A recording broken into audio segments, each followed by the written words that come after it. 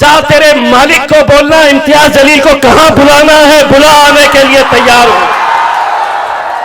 24 साल इम्तियाज जलील भी पत्रकार था, लेकिन इम्तियाज जलील ने पत्रकारिता की है। आज तुम जो कर रहे हैं वो भड़वागिरी कर रहे हो। जाओ और सुनाओ अपने मालिकों को। इस देश के अंदर अगर आज इस देश के अंदर जाति, धर्म और मजहब के नाम के ऊपर अगर कोई बांटने का काम कर रहा है,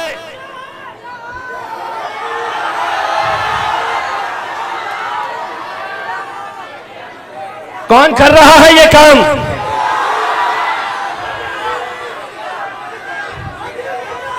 मैंने जैसे ही ये खबर आई, मैंने ट्वीट करके कहा है कि उन तमाम चैनल्स को अगर ये समझ रहे होंगे कि ये डरपोक जमात है, तो ये समझ लो किसी के बाप से हम डरने वाले लोग नहीं हैं।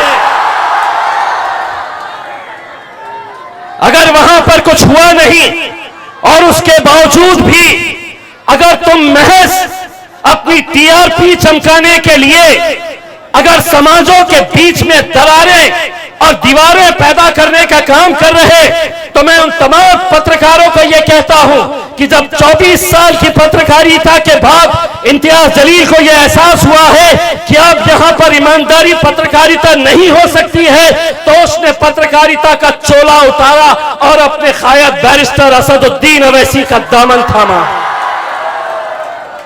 तुम भी उतारो। अगर पत्रकारिता नहीं करनी है तो उतारो और जाकर उन बजरंग दलियों के साथ मिल जाओ, उन विश्व हिंदू परिषद वालों के साथ मिल जाओ, क्योंकि वो जो काम कर रहे हैं वही काम तुम लोग कर रहे हैं। एक चैनल वाला कहता है कि अकोला में रुके नहीं क्योंकि इन्हें डर था। जा तेरे मालिक को बोलना इम्तियाज जलील को कहां बुलाना है, बुला आने के लिए तैयार हूं। दल्लाली तुम करो और आज समाज के बीच में, हिंदू मुसलमानों के बीच में दरारें पैदा करने का काम अगर कोई करेगा, इसीलिए एक बात समझ लो, कैसे डसेगा कौन सब जानता हूं मैं, लेकिन कहां किसी का खौफ मानता हूं मैं। जंगल के हो या आस्तीन के,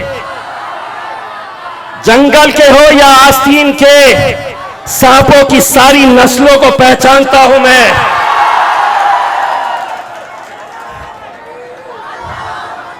मुझे मालूम है इस मुल्क के अंदर 2 एम है, 2 एम। एक तो मीडिया और दूसरा वहां पे जाकर जो झूठ पे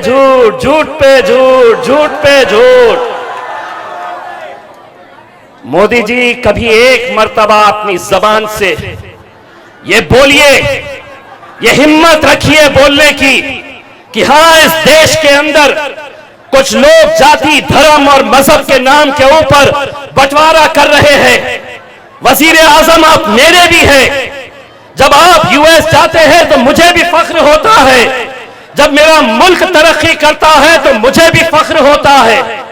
लेकिन आज क्या यह सच्चाई नहीं है कि किसी के व्हाट्सएप स्टेटस के ऊपर किसी की जान ले लो, किसी को महज गोश्त है किसी की थैली के अंदर तो उसकी जान ले लो। क्या वो नौजवान लड़कों के मां बाप, बेटे, भाई, बहन, बच्चे नहीं है? और हम सिर्फ मुसलमानों की बात नहीं कर रहे, इस मुल्क के अंदर जहां जहां पर भी जिस किसी जाति, धर्म और मजहब के नौजवानों पर अगर जुल्म और सितम होगा, कोई खड़े रहे ना खड़े रहे, मेरा खायद बैरिस्टर असदुद्दीन तुम्हारे लिए आवाज उठाता रहेगा।